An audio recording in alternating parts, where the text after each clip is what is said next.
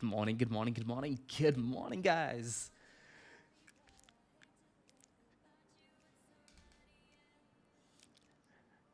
Good morning, right back at you, Julian. Good to see ya. Good morning, Gadgetos. Banjax says she's not allowed to have any more birthdays. She will forever be the same age. Yeah, madam. Every single time on Krisha's birthday.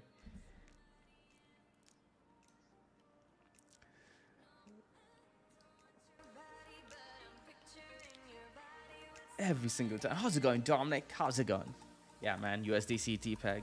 I took a tad bit of a hit on that one too because I had funds on Optimism. Had to manage that this morning. Oh man, painful days, eh? Funnily enough, though, guys, I'm actually up.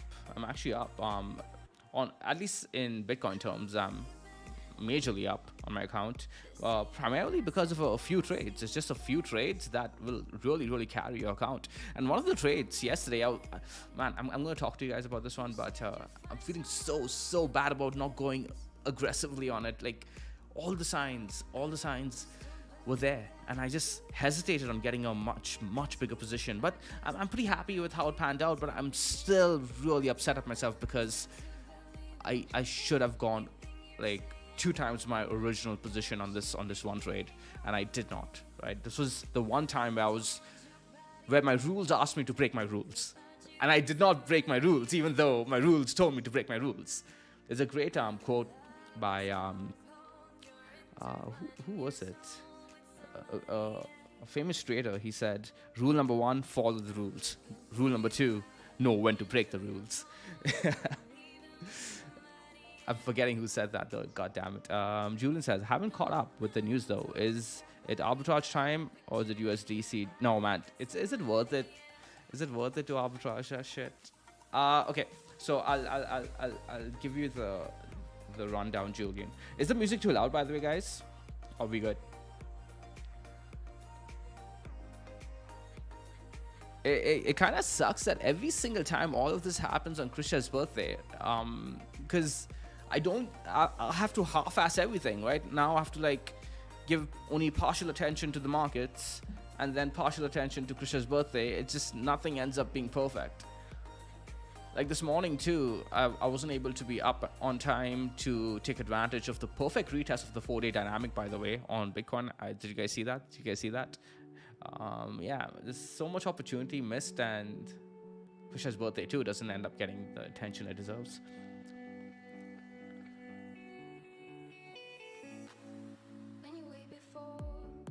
Like last time around, it was freaking I forget what exactly happened last year, but last year there was something, and then there was the prior year. Bitcoin pretty much topped on Krisha's birthday, and then let's not forget COVID happened on Krisha's birthday too. Ridiculous.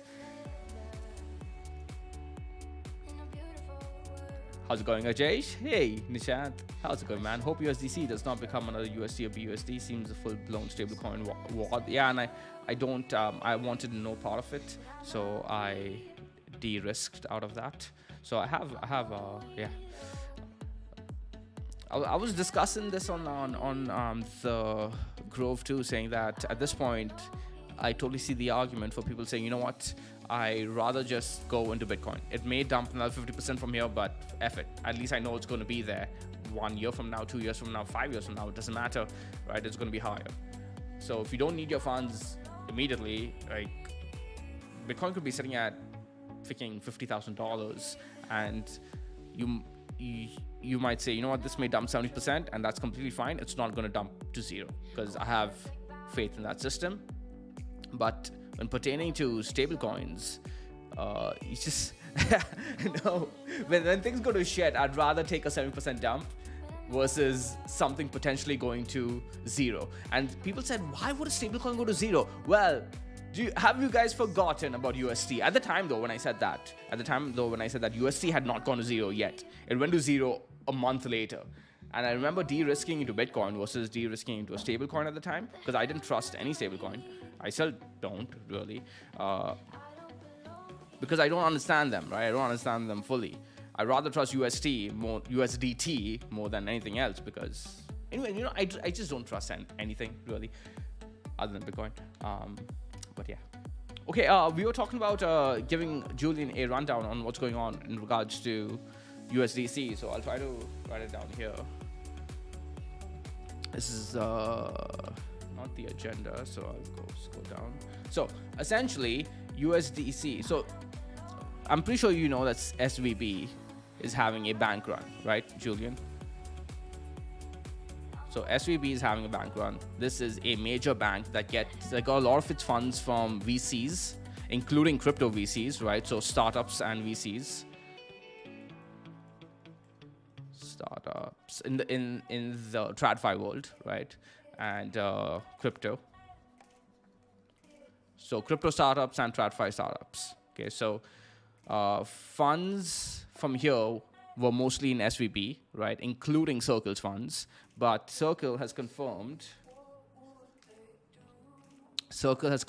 that I think around 4 billion of their, no wait, it's 3 billion.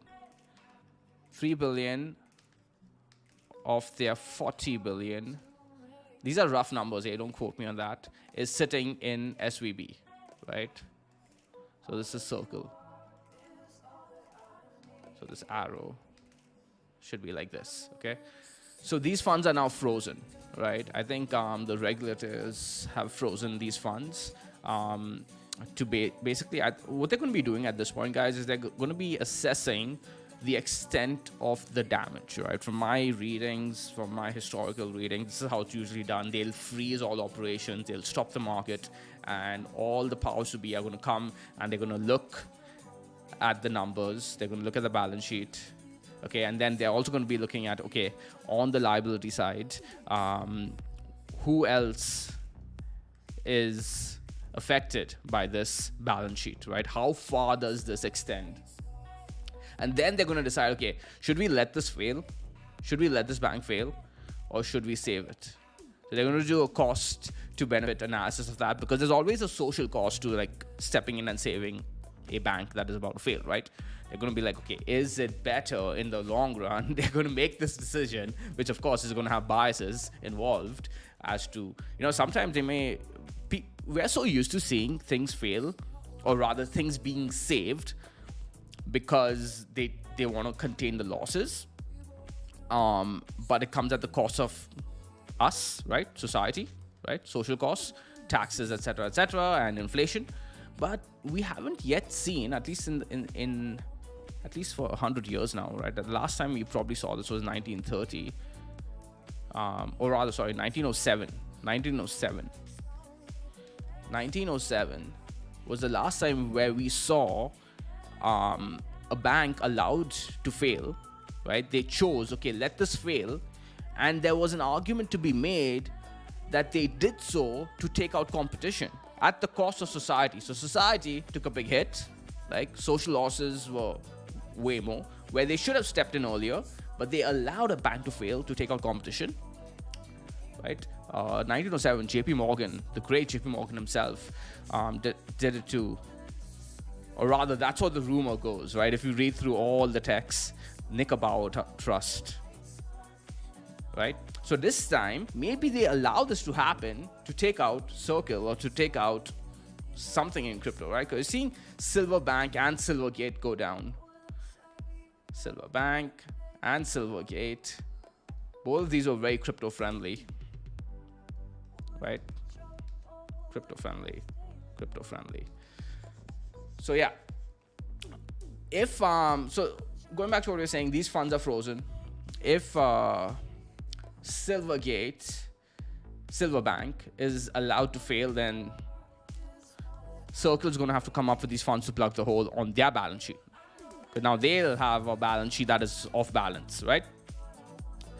And if they're not allowed to fail, then everything's fine. These funds will be eventually plugged back into Circle.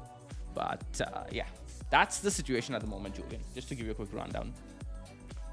Did I answer your question? I hope I did, because I was all over the place. But there's so much going on.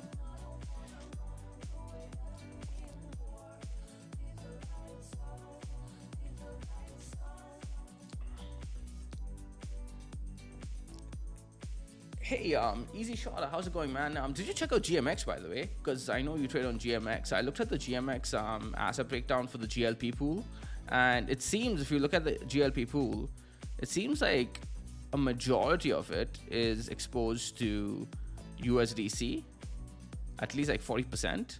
I posted on the Grove, by the way, and if you look at the entire thing, like 50% of it is exposed to USDC, DAI, and Frax, which are all kind of under question right now. Because DAI, it's funny, because DAI, I believe, is majorly backed by USDC. So you just said that USDC is, DAI is the safest coin, which wouldn't make sense. If USDC goes to zero, DAI should take a big hit. DAI essentially gets, unless it's collateralized by like 500x, because even if it's 2x collateralized, it doesn't matter. Unless it's collateralized by 5x, because even if it's collateralized 200%, it doesn't matter, because if USDC goes to zero, there's a risk of DAI taking a big hit and depegging too. What were they doing? They should have just sat in T-bills. I didn't know Circle had funds in SVB. No. So they had, I believe, 25%. Why can't I scroll down further? Let's add a new page. Inside page after. So I believe they had 25% in cash divided across 6 banks. 1, 2, 3, 4, 5, 6, right? And SVB was one of these banks. So if you go divide by 6, that's like 4%, right? So they had like 4%, 4%, 4%, 4%, 4%.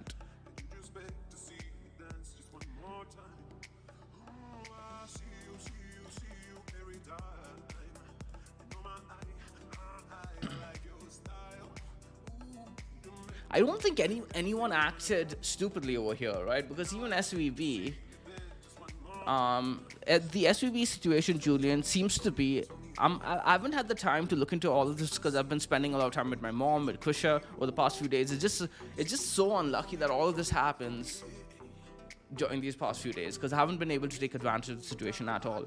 But SVB, too, just seems to have a asset duration mismatch, right? Because they accumulated a lot of funds during 2021, I believe, right? And what do they do with these funds? They decide to be safe with these funds and buy the long end of the bonds, right?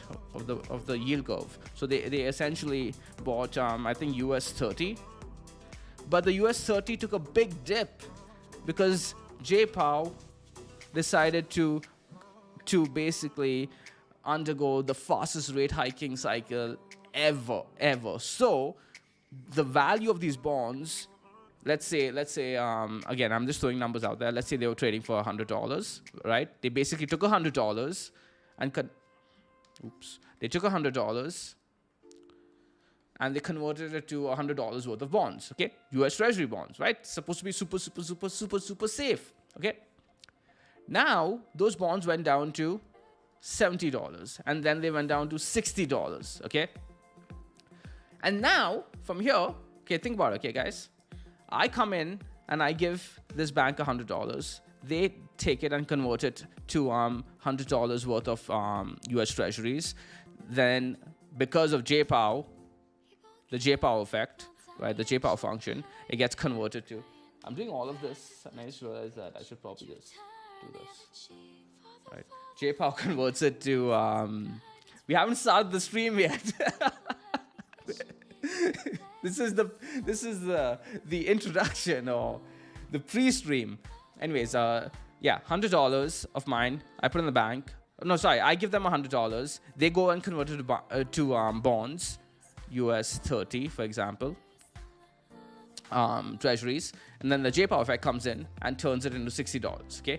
2 years later, after a long bear market, I'm like, hey, I want my money back. Where is it? They're like, oh shit, it's now worth only $60. So let me go and sell your $60 worth of bonds. I'll give you $60, Okay. And then I can't draw the dollar sign, guys. And then I'm like, hey, but I still want my 40. Where's my 40? They're like, okay, don't worry. We're going to go and sell Julian's $40 worth of bonds. And I will give you that. Right? I'm like, okay, cool. I got my 100. I don't care. Right? So I got my 100. I don't care. I leave. But now they have to come up with this 40 in case Julian comes in and asks for his 100 back. Right?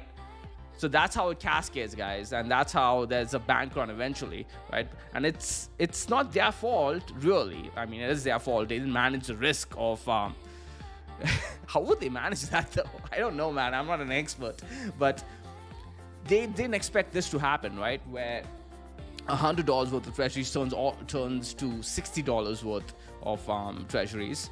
So if they can just wait it out for 30 years. If they can just wait it out for 30 years, they will be guaranteed their $100, right? But they can't wait it out for 30 years because I came to them in 2 years. And there's a 28-year mismatch, essentially. That's a very simple way to look at it. But this is called duration mismatch, where they have to wait out 30 years to get the full $100 because the market is pricing it currently, today, at $60. If they wait another 30 years, they will get their $100. But at the moment, it's worth $60. And if I force them to redeem it, they have to take the loss.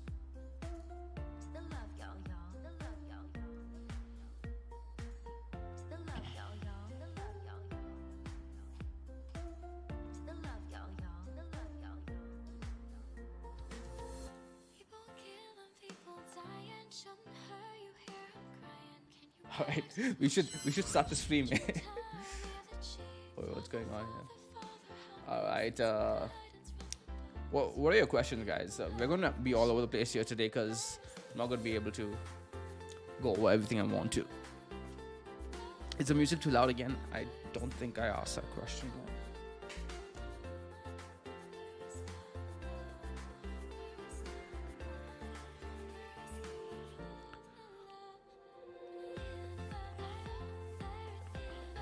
Alright, cool. So this is a tad bit promising, guys. 4-day dynamic was lost on this, but we are kind of retesting it. We rejected the 4-day dynamic this morning. That was a perfect retest to exit any long position that you may have had. You should have been exiting it right there. I exited just yesterday as soon as we freaking lost the 4-day dynamic because I knew I wasn't going to be able to have the time to wake up in the morning and manage my trades. I have my mom over, it's Krisha's birthday, etc. But you guys would have probably gotten a better exit if you waited for the actual close and sold on the retest of the 4-day dynamic here. Now, here's the good news. The good news is that the fact that we aren't seeing an immediate sell-off after the retest. The candle's still green. So if we can reclaim the 4-day dynamic after all of this mess is over, that's going to show me a strong vote of confidence. If you guys remember the thumbnail from Krisha's most recent video, I made the thumbnail, so I remember it clearly. I essentially took a screenshot of this. Oops, this is a messy chart. We'll come back to this in a bit. But let's go make a clean chart. Right, I basically took a screenshot of this M-like formation, so we can go ahead and do a measured move of this. We'll take the length of the we'll take the candle close. Actually no, we'll take the wick to be a bit more aggressive and go down there. It's pointing to this structure over here, so right, so it's pointing to around 18,500-ish, 18,550-ish, somewhere around here. So I would say this wick here, yeah, 18,500. You guys can round up, round down, do what you want.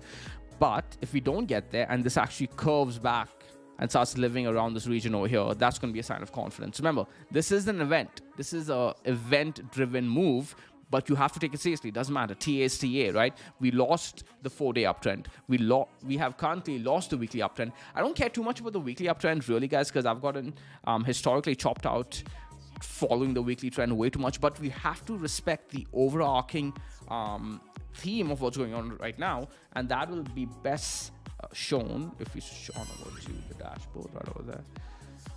Man, I haven't prepared today. I'm afraid. Hamish. Okay. So, by the way, guys, brand new feature on the dashboard. I should have introduced this much better than I am doing so at the moment. But yeah, this is a really, really cool feature that I've been waiting for myself. If you guys have been following the most recent videos, I've been essentially manually showing you guys the 4-hour, the 12-hour, and the 2-day by copy-pasting them, right? But now you can click on the drop-down over here for each of the coins, and it shows you the trend and the volatility for all the time frames at the same freaking time. So if you want to focus on one coin, just one coin at a time, and look at everything together, this is it right over here. Mango, making it easy, making it stress-free for all of you. So yeah, this is a brand new feature. How are you guys liking it? Let me know in the chat, email me in the comments, etc., etc. Any feedback, any suggestions whatsoever. We are taking suggestions, and yeah, we will continue to add features, continue to improve, and we are adding another brand new feature coming up very, very, very soon. We're working on at the moment, so stay tuned for that as well. So yeah, Dominic had a cool suggestion that I like as well, where at the moment, if you guys see that we're on the daily time frame, right? We're on the daily time frame, and you do not see the, even though the daily is over here, right? The daily is on the top row. It's not included on the list over here. The reason for that is because it would be redundant since the daily is already up there. But what we're going to do is we're going to include the daily on the list over here as well. So that way, if you go on over to the 4-hour and you do the drop down, you're going to see that the 4 hours is not included over here, but we're going to include it. Just so that everything is kind of in order. I love this feature, man. I love this feature. Adam Bryan says, it's about time, lol. I asked for this into... Oh, did you really? I had no idea, man. I've been waiting for this feature myself. You guys know I've been manually doing this. So yeah, going back to what we were talking about. The daily, you can see that we've lost the trend on the 2-day. We've lost the trend on the 4-day. It's the weekly that is still long, right? And that's the saving grace at the moment, and the monthly is still intact, by the way, guys. The monthly structure too, the monthly stochastics, everything's still looking good for now. We have around 20 days to close this month, so a lot can happen in 20 days. Things can get worse, things can get way better. We could close the month green for all we know. But at the conjuncture, losing the trend on the 2-day and the 4-day leading into the weekly close is not confidence inducing whatsoever.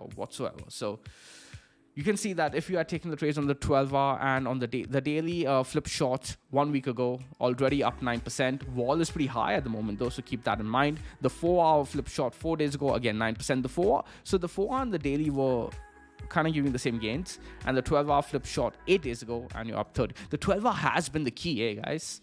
We've been saying so for a while now. The 12-hour has been the key, and as long as the 12-hour looks like garbage, I kind of stay away from the mid-time frames.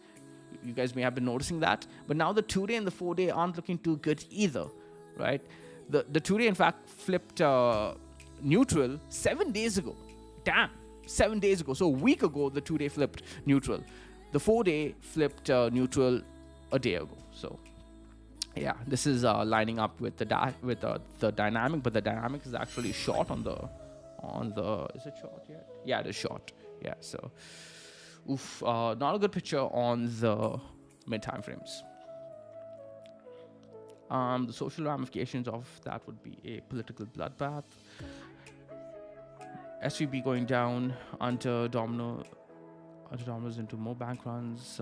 It depends on how exposed other firms are to SVB going down. I believe if SVB goes down, this is what people are saying. If SVB goes down, it's going to be the second largest bank failure in US history, which is pretty significant.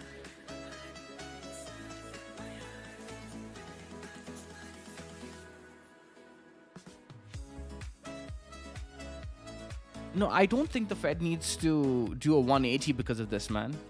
They can literally just bail out that one bank, right? It's not widespread yet, right? You're not seeing any massive risk in the credit markets at all. Like let's go to our macro list right over here. Let's look at the 3-year. The 3-year is coming down, yes, but it's not. So this coming down, by the way, is essentially people buying bonds, right? You're seeing yields come down, so people are actually buying bonds. You're not seeing any crazy volatility here at all, not yet at the very least. The 3 years fine. This is fine. Like, I'm not seeing it yet, man. I'm not seeing risk in the credit market to the point where the Fed needs to step in. Not yet at the very least. So until the credit markets break, the Fed doesn't need to step in and completely pivot. They could like in the background, arrange things where they don't have to interfere themselves directly, right? They could basically call up a few banks here, call up a few banks there, call in a few favors, and get this bank bailed out, right? Make sure that some other bank comes in and backstops this. We don't need the Fed to step in over here. Like, I don't think so. Like, honestly, let's go to this too. Let's pull up this. You can see what's happening over here as well. The probability of 50 basis points hike is still sitting at 68%. Yes, still sitting at 68%. I think this temporarily had dropped down yesterday to like 68.3% at the moment. If people thought that this was a big enough issue to warrant the Fed flipping, right, and do a 180, this would have been dropping drastically. But yesterday, yesterday, 1 day ago, 68.3%. There's no change whatsoever. 31% here. So yeah, I'm not seeing it yet, man. I'm not seeing a case for a Fed pivot. We need contagion. We need the markets to. Fed's not gonna. Maybe they'll preemptively act, but they don't need to preemptively act by coming in and saying we are flipping around, because that's going to cause inflation expectations to skyrocket again. And yeah, unless we see something break completely, and we haven't seen that yet.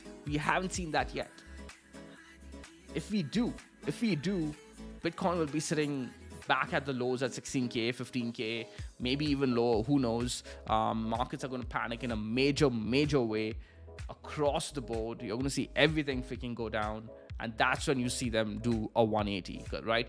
Essentially, that would be J Powell forcing the market into a recession by breaking the markets. That's your hard landing, right? That's your hard landing. Just when everybody starts pricing in a soft landing, we get a hard landing. Bang.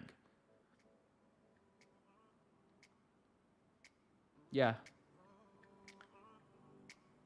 I think as the days go on, though, dude, if we get into Monday and the markets still haven't broken, still haven't panicked, I think everything's going to be fine. It's going to become decreasingly likely at the very least. Decreasingly likely. It could still happen, but decreasingly likely. Wow, USDC now sitting at 88 cents. That's nuts, dude.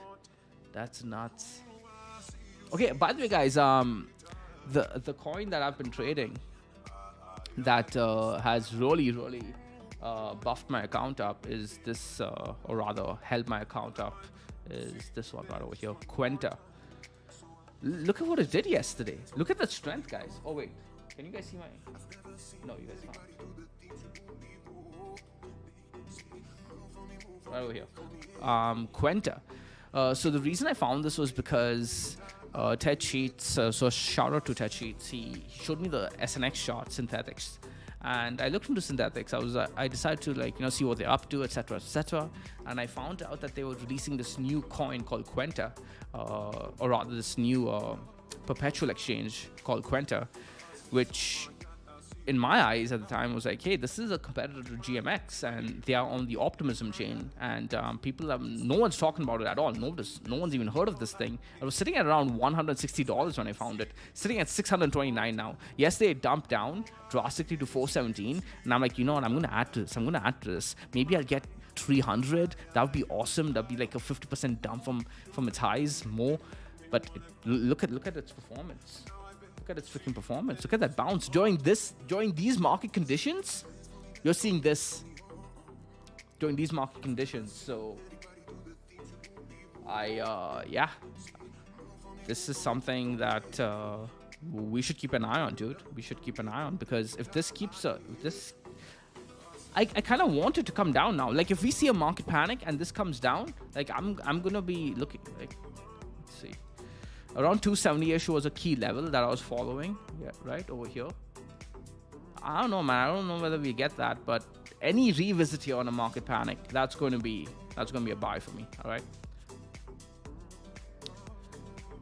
So I'm not sure why this is not showing more price history on the chart that I'm using on one of my other Google Chrome profiles. There's more history here, and there's resistance in this zone here at the 270 level, which is why you saw this bull flag here. But yeah. So keep an eye on this Quenta, and this is a really a potential exchange that we could start using too in the future. I haven't really been using it yet, but maybe I'm going to give it a try. It's a decentralized exchange, folks.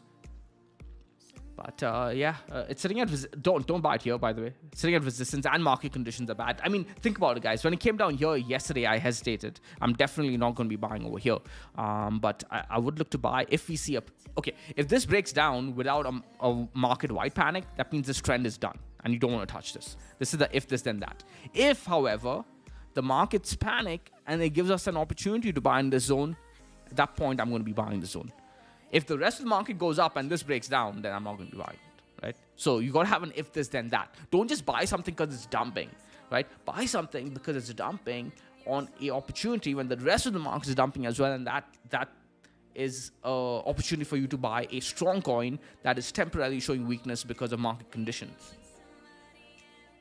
So to answer the question that is on everyone's mind, am I still in the overarching bull market mindset? Yes, I am. I am still in the mindset that we are still in a rising bull market. It's just that the middle time frames, the shorter to middle time frames, are going to have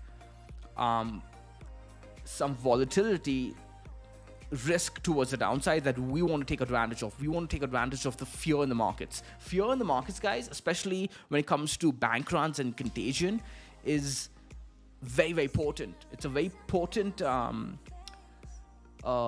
fear that could cause massive moves, and we don't want to be standing in front of that shit. We don't want to be leverage trading against that, right? Spot trading on that and picking up long-term positions is completely fine, but me personally, I don't have the risk appetite to be sitting in a long position in these market conditions. All right, that's why I use indicators. That's why, guys, we use our freaking indicators to tell us flat out, hey, nothing doing, out of your trades, nothing doing. That's what has kept us alive after all these years. It's because when we see something like this, it's just like, that's it, out of your trade, dude, out of your trade.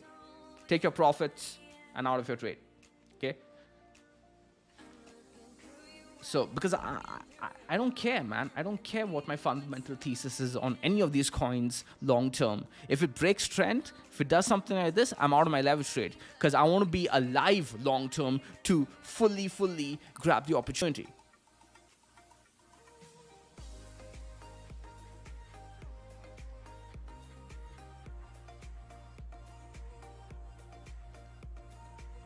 Easy Shorter says, damn Sean, what are you referring to? What I say? There's no way they don't at least. Yeah, dude, my key. I'm so done with layer ones as well. The fees are ridiculous.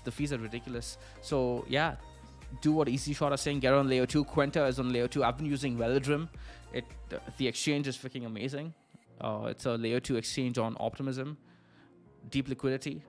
So I've not traded all that much on Arbitrum yet. I've just done a few trades on it, but that's an option too.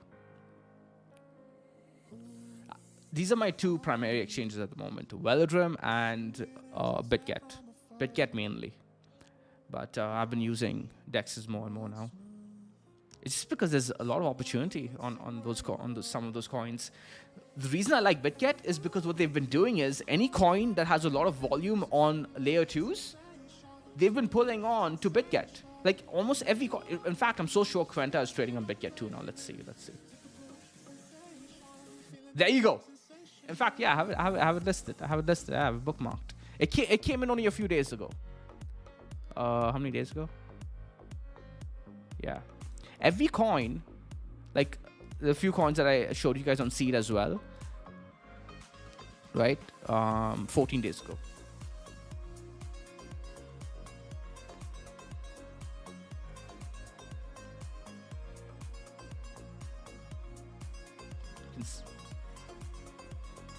In fact, the rational price of USDC is actually more than 93 to 94 cents, because the probability is that the full 3 billion isn't fully lost. In the worst case, Circle might get back to 50 cents on the dollar, for example.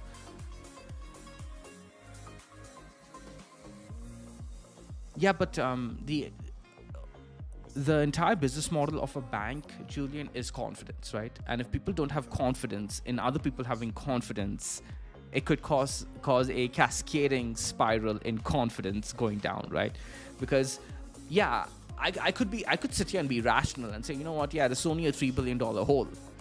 But when I'm trying to think this through in my head. No one wants to be the last person sitting in the bank when everything but the 3 billion is gone, right? Let's think of it that way. So think about this recursively to the base case. Recursively to the base case, you have a situation where, now let me switch back to my journal thingy over here. Let's add a new tab. How do I do this? Right click, insert page after. Okay, there we go. Yeah, so if you think about the base case,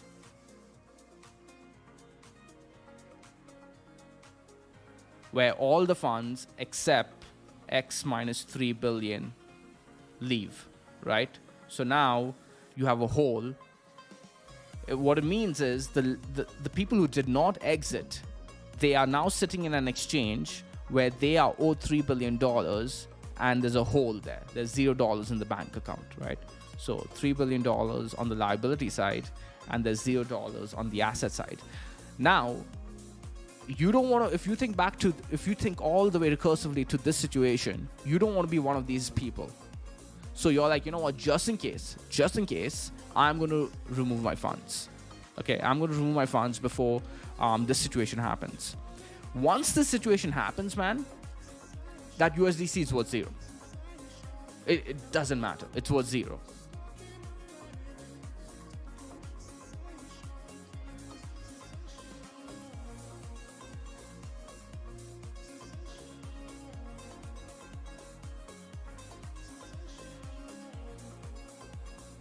I know you have a rule, Sean, but I don't have the stomach to put on long, except for maybe weekly or monthly levels.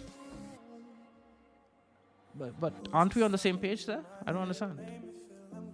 I mean, I don't get it.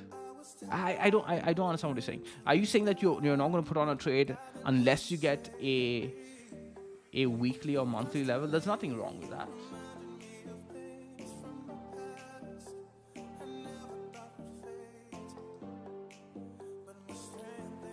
Yo, like, is this chart confidence inducing to you guys? Does this look good to you guys? This got to turn around, man, and I don't see it turning around this weekend. This could come all the way.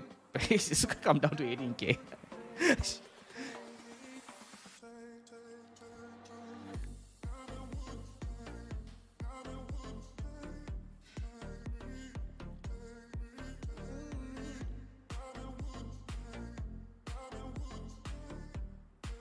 Where do I think Curve USD will go if Bitcoin pumps to 200K? That's a that's one of those hopium questions, right? Where I know that you have a curve position just because you're asking me that question.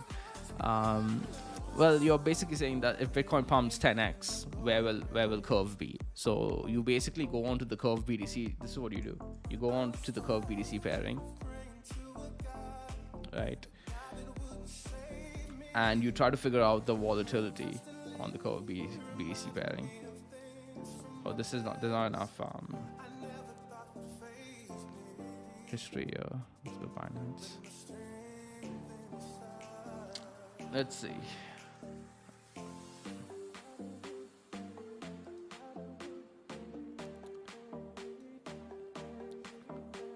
So on average,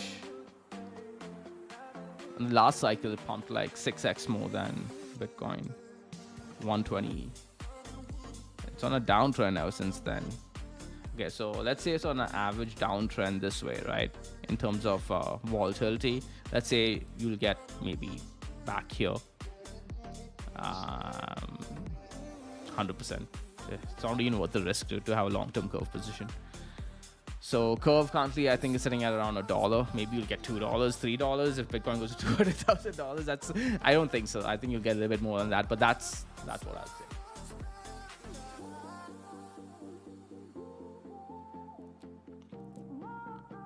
Oh wait, sorry. I was Bitcoin goes 10x, right? So $2, maybe $20. Yeah, so it will go 10x the $2. My bad.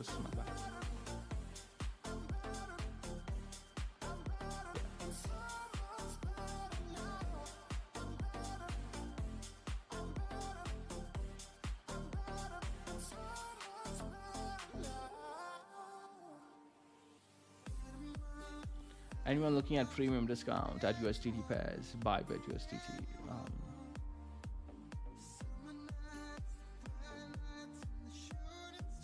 Oh, looking at the premium, yeah, because of the depegging, man. Because of the depegging. Okay, so let's go through the monthly. Monthly is looking A-okay, and I wouldn't say A-okay. It's looking fine. It's looking fine. It's, again, remember, we closed underneath support, so that's resistance. We're looking at the monthly. Remember, we're looking at the 55 EMA as resistance, right? We wanted Bitcoin to close above, but we didn't. We closed underneath. So the next level was support at around 20,020-ish, right over here. And at the moment, we are defending that level. As long as the monthly closes above there, I think Bitcoin is fine. Okay, it's coming in at around 20,600 actually. Okay, market right, yeah, 20,584 to be a little bit more exact. So as long as Bitcoin is sitting above that, we are fine. On the index, we're sitting above it. I think on the actual chart, we're not. Yeah, on the actual chart, we're not, right? On the index, we're sitting above it. So yeah, correct.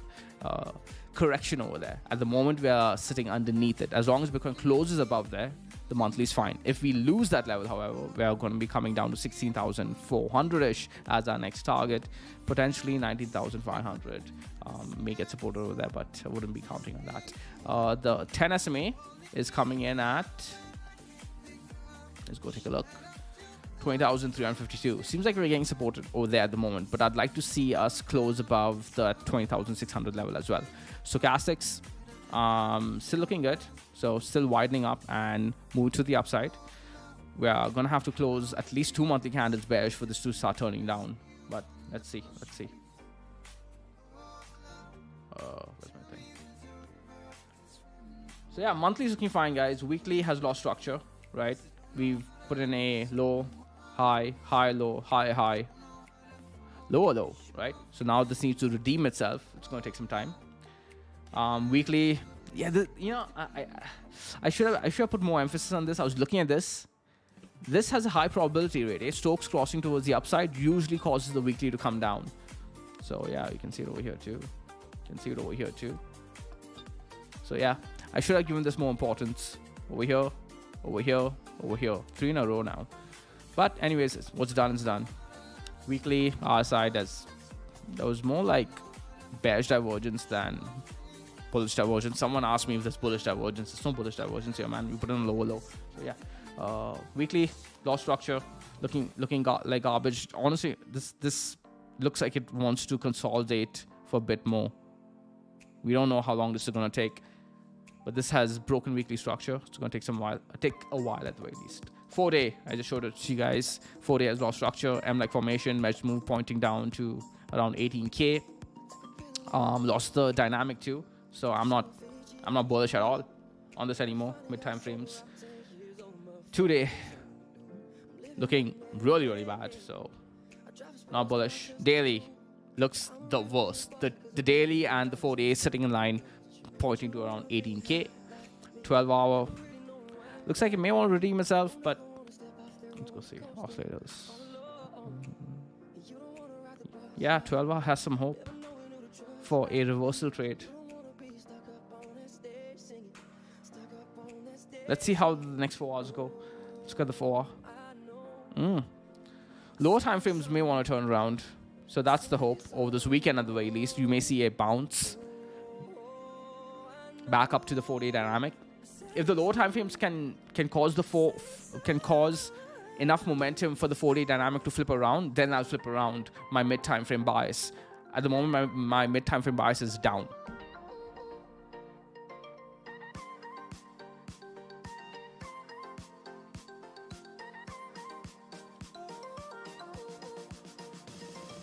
All right, see ya, Julian. Thanks for joining in, man. So yeah, let's go summarize my thoughts. Okay. Summary.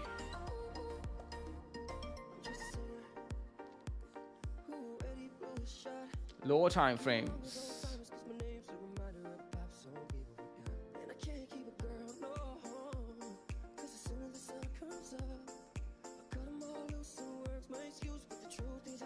May have some reversal momentum. Mid time frames look garbage.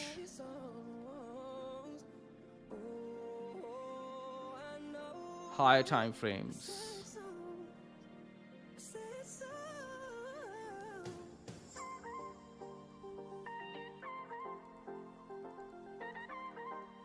lost structure.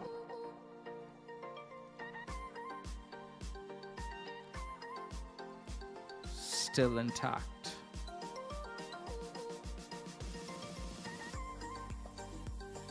For now. Okay, so the hope over here now, guys, is because we have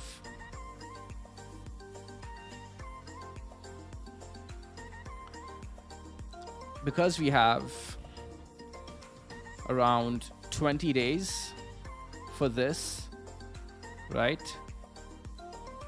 For the monthly to close. Just move the arrow. 20 days for the high time frames to confirm itself. We can hope that the low time frames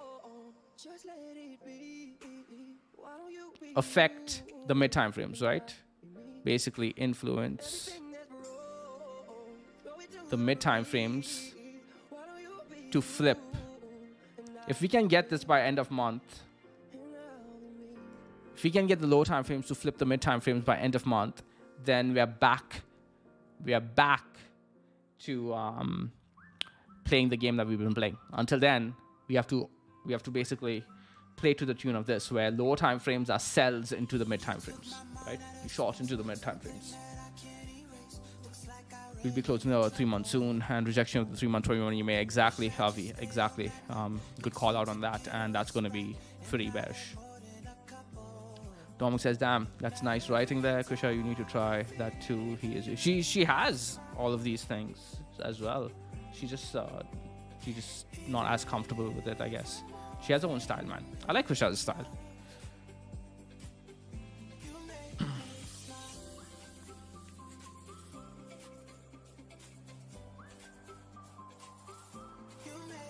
What's it at now, John? The last update we got was sitting at 84 cents. Thank God I got it. I just took the bite when it was at 96, right? I'm like, man, this freaking sucks. Down to 98. So it was actually sitting at 88, like a bit ago.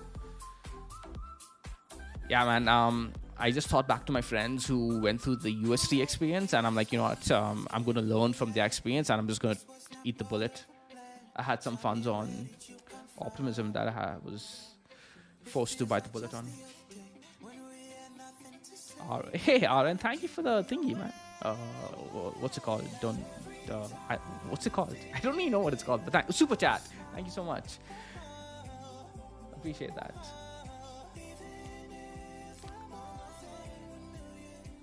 Oh, hey, Ray, how's it going, buddy? How's it going, man? Long time, buddy.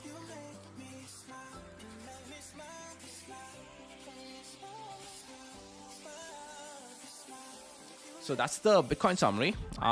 Let's go ahead and do a quick summary on the Fed Watch too. For those of you who missed it, Fed Watch 2. Okay, so we can go ahead and get the numbers here. 31% for the 25 basis probability, 68% for the, there we go. Let's scroll down. So we still have a 32% probability for the 25 basis points hike and a 68% probability for the 50 basis points hike.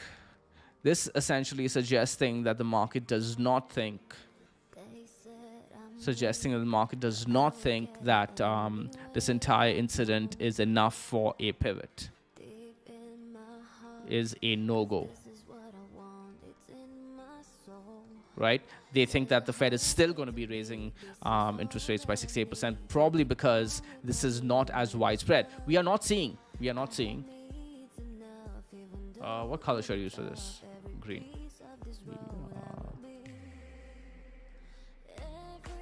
Not seeing credit markets see stress just yet.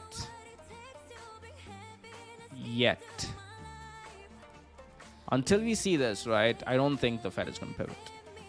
So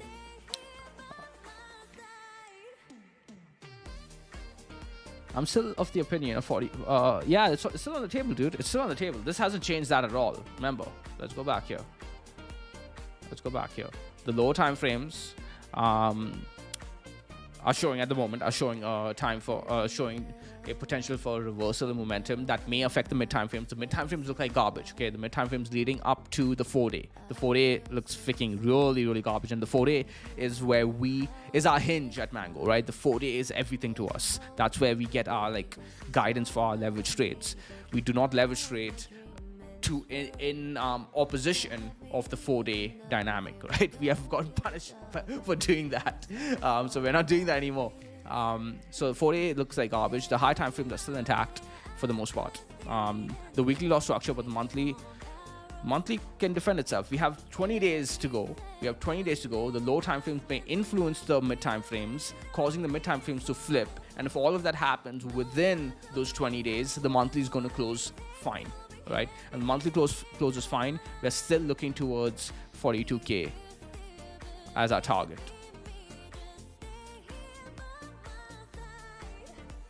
Remember though, the Ichimoku is a dynamic target kind of thing, so this will start coming into equilibrium as well, but we'll update this later.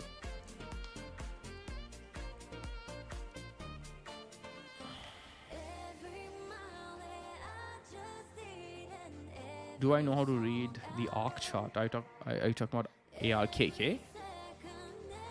I can read any chart, man. All charts are the same. It doesn't matter. You can use the same tools on all charts too. Same things.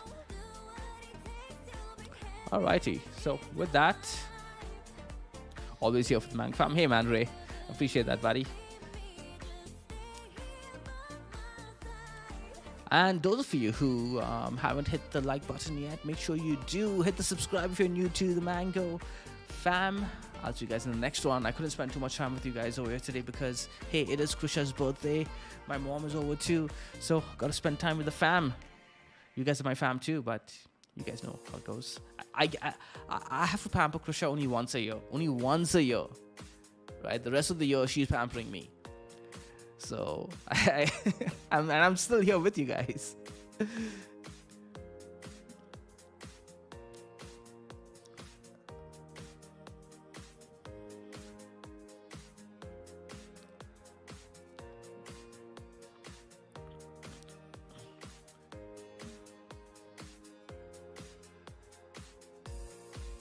You guys have a good day too, man.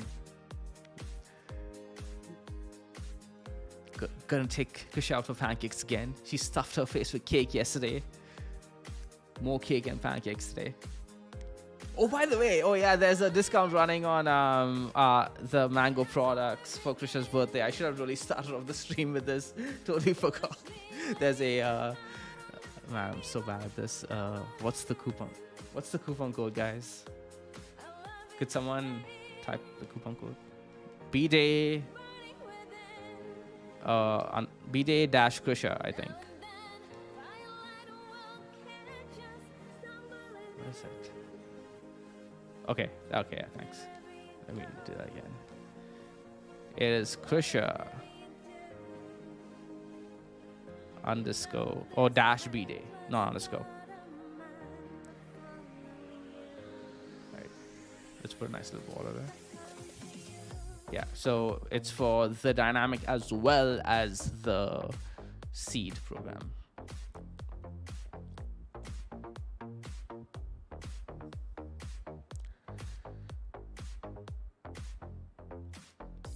Kick back, yes. All right, so I hope you guys enjoyed this stream. I'll see you guys in the next one. Try to do one tomorrow, a short stream like this one. But if not, I'll definitely be doing one on Monday. Give you guys an update on how I'm managing my positions. But you guys know what we're going to be doing in the mid time frames, lower time frames, right? And the higher time frames, we have some time to go before we change our thesis. Ciao, guys. Ciao. And send Krisha love in the Discord chat. Hey, Ray, I'll see you in the Discord, man. Ciao.